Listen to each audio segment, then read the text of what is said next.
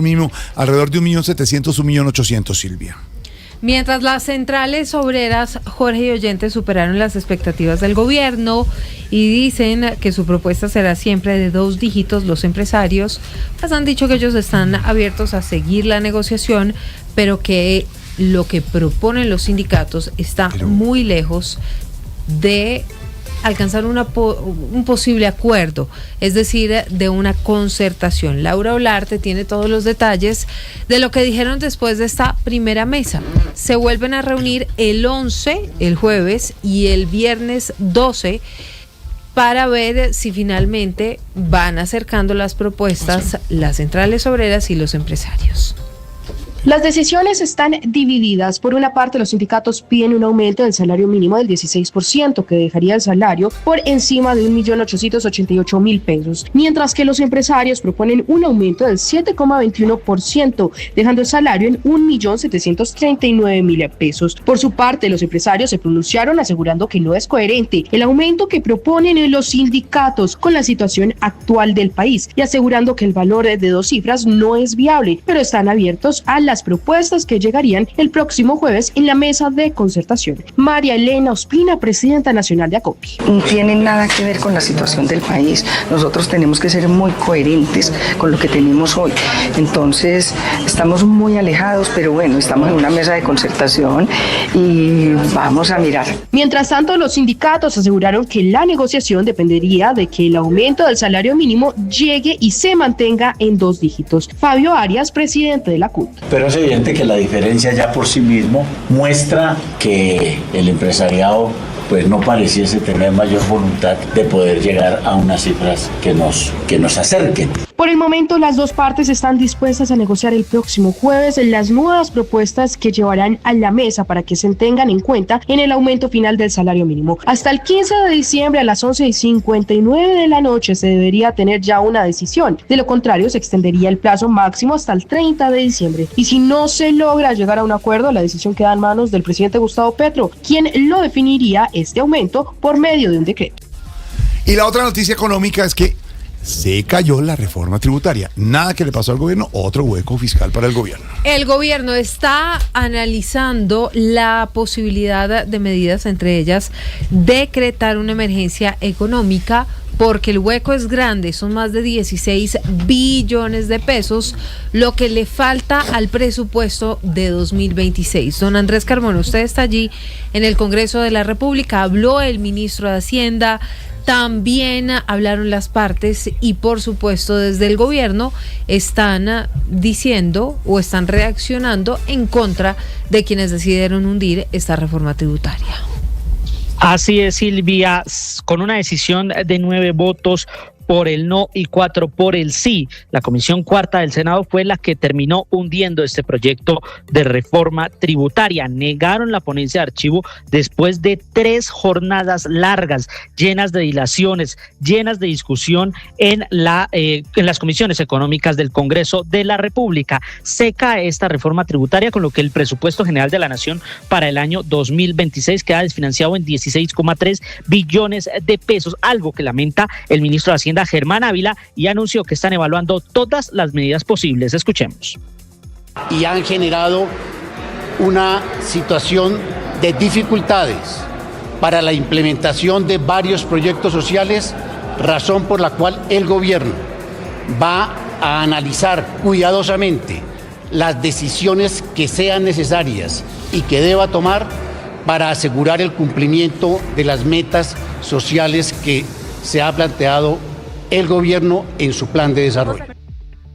Para los congresistas que se oponían a esta reforma tributaria, el gobierno tiene que cortar el derroche, cortar el gasto y ajustarse el cinturón para garantizar los recursos que hacen falta en el presupuesto. El senador por el partido de la U, Juan Felipe Lemos. Pero si el gobierno hiciera un esfuerzo en reducción del gasto público, pero no el gasto público social, los gastos inoficiosos del Estado, los servicios personales indirectos, debe saber la opinión que de manera desafortunada el gobierno ha aumentado el presupuesto direccionado, destinado a los servicios personales indirectos, creando unas nóminas paralelas que no se requieren en las entidades públicas. Por supuesto, desde el gobierno insisten en que no van a hacer un recorte del gasto social. Ya han amenazado con recortes en otras áreas, por ejemplo, las vías 4G o incluso los recursos para el metro de Bogotá. Es que esa es la pregunta, Carmona.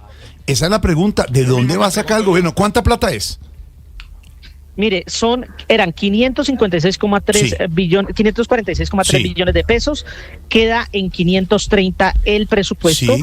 Ellos tendrían que expedir el decreto de presupuesto y ahí, por supuesto, Marcela Peña tiene más detalles que yo en eso, pero es decir, sabe más el detalle en esto, pero normalmente se expide el decreto de presupuesto por 546, pero en enero tienen que hacer el decreto de recorte, o de aplazamiento de partidas presupuestales. El gobierno dice que no quieren tocar nada y que para eso están analizando todos los caminos, y ahí es donde empieza a pasar el fantasma de la emergencia económica. Por eso ese bachecito económica, ¿ese bache es cuánto? ¿15 billones?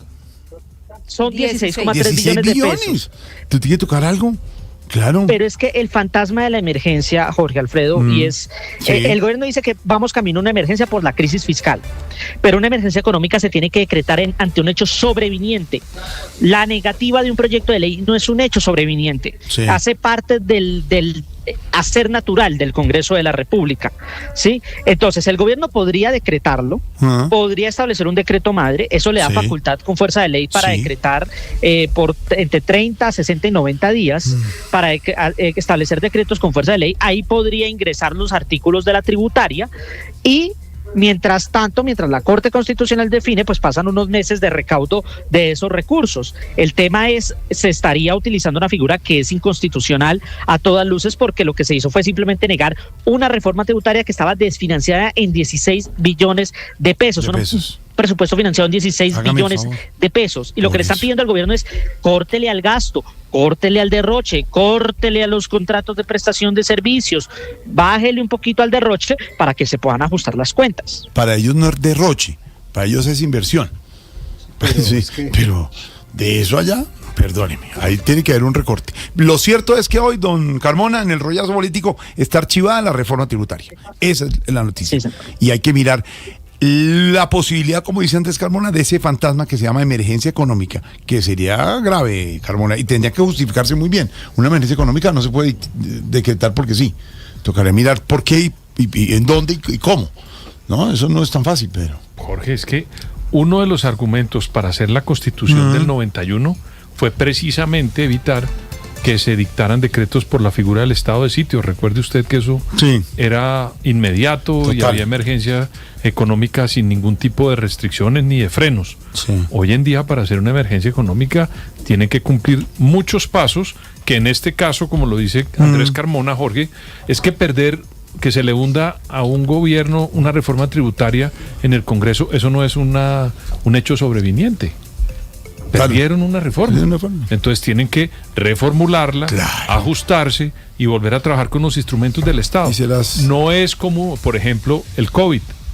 Que el COVID pues, fue una cosa que nos cogió a todos. Y ahí 16 billones, don Álvaro, que quedan archivados. Si declarara la emergencia económica, seguramente se cae en esta Corte. Pero hay que pensar más allá de la polarización. ¿Y sabe quién va a tener que declarar una emergencia ¿Quién? Económica? ¿Quién? Y que no creo que la Corte se la pueda tumbar. Al próximo gobierno. Todos estos juegos de política son irresponsabilidad con la financiación del Estado el próximo año. Petro puede hacer una cosa.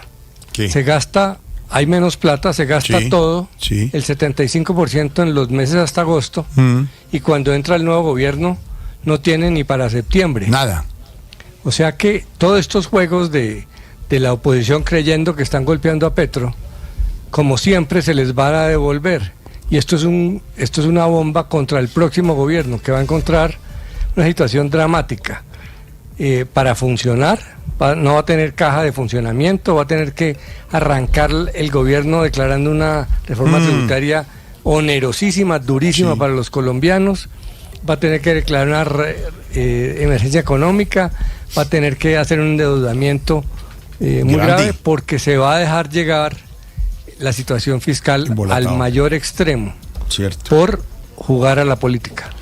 Óigame, y si Carmona, don Álvaro y don Pedro y oyentes, si la caída de la reforma tributaria es grave, pues deja en vilo el futuro de la reforma a la salud, Silvia. Claro, Jorge Alfredo, porque en la Comisión Séptima están pidiendo que les digan cuánto va a costar la reforma a la salud. Hay un faltante de 16,3 billones de pesos porque no se aprobó la reforma tributaria, pero además critican desde la Comisión Séptima el hecho de que el ministro de Hacienda pues no se haya presentado con esos números que son fundamentales para poder aprobar esta polémica reforma que ya se hundió y que están tratando desde hace meses de revivir en el Congreso de la República. Pues en medio de todo esto se conoció una cifra alarmante. Los colombianos están sacando más dinero propio para poder cubrir los gastos en salud que tienen que ver con medicamentos, citas con especialistas y dispositivos médicos que la CPS o los gestores farmacéuticos no les están entregando. Los estudios indican que Colombia está cerca de sobrepasar el 18% del gasto del bolsillo de los colombianos para temas relacionados con la salud en medio de una crisis muy compleja por la que está pasando el país. Nicole Buitrago.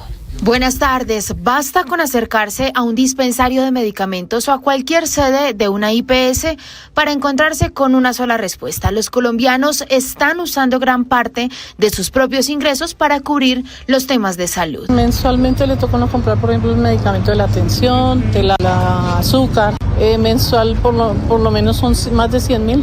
Y fuimos al dispensario que no había medicamento y nos tocó comprarlo. Según los estudios recientes, en el último año los colombianos pasaron de gastar el 14.2% de su ingreso a más del 16.8% para cubrir este tipo de gastos que no les otorga el sistema de salud aun cuando han hecho su aporte obligatorio. Colombia, si llega a pasar el 20%, podemos estar en una situación de emergencia sanitaria por déficit financiero, porque hace que las personas o más personas entren a una situación de pobreza. Lo que ha ubicado a Colombia en la posición número 11 entre los países con mayor gasto de bolsillo en salud. Nicole, gracias. 5:12 noticias en un 2x3, Silvia. Noticias en un 2x3. Atención, porque un sondeo que la Universidad de California adelantó a 606 directores de escuelas secundarias públicas en Estados Unidos está revelando que más de 2/3 de los planteles han visto afectaciones por el miedo de estudiantes de familias inmigrantes a las redadas, lo que ha generado ansiedad, caída en la asistencia al colegio y aumento en temas relacionados con el acoso escolar. El 70.4% de los directores ha reportado que los alumnos temen por el bienestar propio o incluso el de sus familias. Varios relatan situaciones extremas como estudiantes que no se alimentan de manera adecuada porque sus padres evitan salir por miedo a estas redadas del ICE. Además, el 57.8% de las escuelas ha visto familias que han abandonado la comunidad durante el año escolar y el 63.8% registró ausencias directamente ligadas a todo el tema que tiene que ver con las políticas migratorias. Una de las consecuencias graves de esos anuncios de Trump es eso, no están yendo los niños a los colegios. Claro. Pues claro, Jorge Alfredo, pero además fíjese que esto no solamente habla de los niños que están dejando de ir al colegio, sino de cómo los niños no se están alimentando bien porque sus papás no pueden ir al supermercado a comprar comida por miedo a que una de esas redadas estos tipos de la ICE que vienen mascarados, además es una cosa miedosa como de película. Los del hielo. Distópica. No. Es precisamente porque esa oficina de migración se llama ICE. Se escribe así como el ICE, como el hielo. Se escribe igual. Amarillero, no señor. Depende de que les digan ahora amarillero. Immigration, la verdad no sé qué significa la sigla, pero sí precisamente se escribe igual que hielo, sí, para que usted se quede congelado cuando los ve. Lo ve y con la estatua. Los videos, además, yo creo que todos, la mayoría de la gente ha tenido oportunidad de ver en redes sociales esos videos que son impresionantes, Silvia, que estos señores llegan enmascarados con pasamontañas, pues para proteger su identidad porque los están grabando. Se llama United States Immigration and Customs Enforcement. Claro está. Por eso se llama ICE. En español es el Servicio de Migración y Control de Aduanas de Estados compañero, me hace el favor, que es que me movió el inglés. No, usted lo tiene. USA Immigration and Customs Enforcement. Customs es aduanas, Customs la fuerza de las aduanas y de la inmigración. Claro. Se me olvida el inglés por esta. ¿Se le olvida? Mire, diga. Tranquilo, presidente. United States Immigration and Customs Enforcement. Customization. Perfecto. Igual suenan idéntico, de verdad, es una cosa impresionante. Pero Jorge, la otra noticia está en Centroamérica, está en Honduras. Tremendo problema el que tienen con las elecciones presidenciales. Salió la presidenta Xiomara Castro a denunciar la injerencia de Donald Trump en las elecciones del 30 de noviembre. Acusa al presidente de Estados Unidos de haber amenazado al electorado para perjudicar a la candidata oficialista. Dice que los comicios estuvieron marcados por trampas, fraude y manipulación del sistema de transmisión de resultados, lo que constituye, según ella, un ataque a la voluntad popular. Según el último conteo, Nasri Tito Asfura, respaldado por Trump, sigue a la cabeza, seguido por Salvador Nasralla y Moncada, que es la candidata del oficialismo, en el tercer lugar. Xiomara Castro ha acusado además a sectores conservadores de Estados Unidos de aliarse con el narcotráfico.